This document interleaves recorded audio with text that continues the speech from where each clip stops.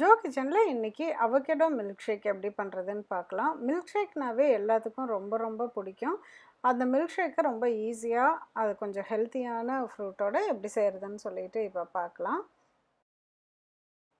Avocado milk shake பண்ணுறதுக்கு நம்ம இன்றைக்கி 2 அவகேடோ எடுத்துக்கலாம். நல்ல பழுத்த ஃப்ரூட்டாக வந்து எடுத்துக்கலாம். இதை எல்லாத்தையுமே நம்ம வந்து ஸ்கூப் பண்ணி ஒரு பிளெண்டர் ஜாரில் வந்து நம்ம போட்டுக்கலாம்.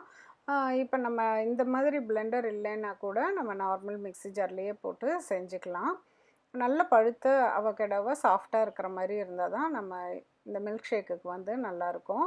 இதை எடுத்துட்டு இப்போ இது 2 சர்விங் வந்துச்சு. 2 சர்விங்க்கு வந்து நான் 2 அவகேடோவும் 300 ml மில்க் வந்து யூஸ் பண்ணியிருக்கேன். அதுக்கப்புறமேலு ஒரு 3 ஸ்கூப்ஸ் வெனிலா ஐஸ்கிரீம் போட்டுக்கலாம். நம்ம ரொம்ப ஸ்வீட்டாக வேணும் அப்படின்னு சொன்னால் இன்னொரு ஸ்கூப் ஆட் பண்ணிக்கலாம். இல்லாட்டி 2 to 3 ஸ்கூப்ஸ் ஐஸ்கிரீம் போட்டோம்னா நம்ம போதும்.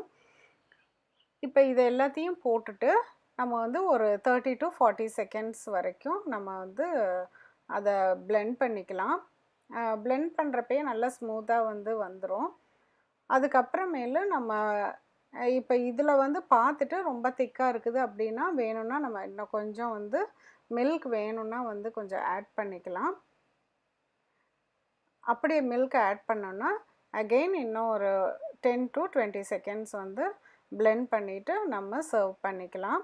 இது ஐஸ் க்யூப்ஸ் போட்டும் சர்வ் பண்ணிக்கலாம். கண்டிப்பாக அதை செஞ்சு பார்த்துட்டு உங்கள் ஃபீட்பேக்கை கமெண்ட் பாக்ஸில் சொல்லுங்கள். Please like, subscribe and share my channel. மீண்டும் ஒரு புதிய ரெசிபியோடு சீக்கிரம் உங்களை மீட் பண்ணுறேன். தேங்க்யூ.